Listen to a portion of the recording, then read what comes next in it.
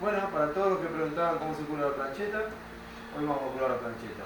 Primero la vamos a lavar un poquito con detergente porque no sabemos dónde estaba, así que vamos a echar un poquito de detergente.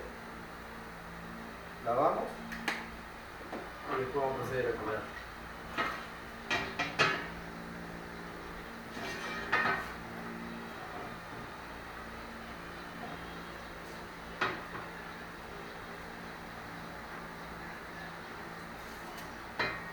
Enjuagamos,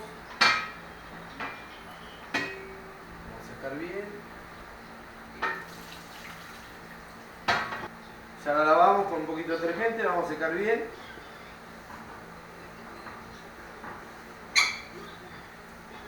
Acá, listo. Arriba de la hornalla, vamos a prender la hornalla y les muestro el paso siguiente.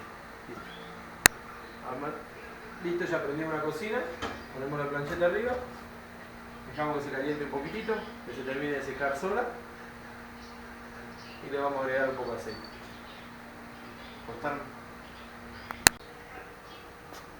Ahora ya está un poquito caliente, le agregamos un poco de aceite, desparramamos, se moje bien y la dejamos a fuego fuerte hasta que empiece a humear el aceite.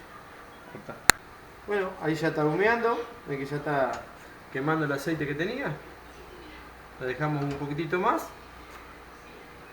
y la vamos a escurrir. Vamos a sacar el aceite que le queda. La vamos a limpiar con un rollo de cocina, ¿ves? Ahí está humeando. Listo.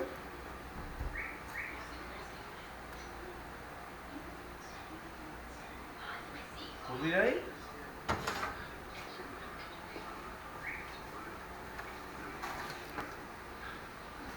Limpiamos con rollo de cocina y listo. Ya está curada. Lista para cocinar. Listo. Ahora sí, lista para cocinar. Ahora vamos a poner la comidita.